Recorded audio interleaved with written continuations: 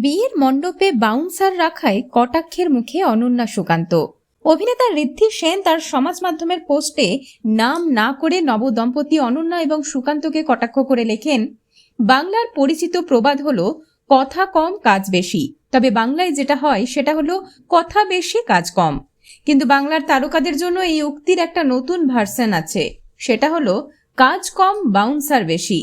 অর্থের জোরে ভাবনার বিকাশ নিম্নগামী হলেও ভাঁওতাবাজির প্রকাশ ঊর্ধ্বগামী। তাই ফাঁকা রাস্তায় হোক, ফ্লপ হওয়ার সাকসেস পার্টিতে হোক বা বিয়েতে, অপরিচিত মুখের পাশে অসহায় 5টা বাউন্সার কিন্তু মাস্ট।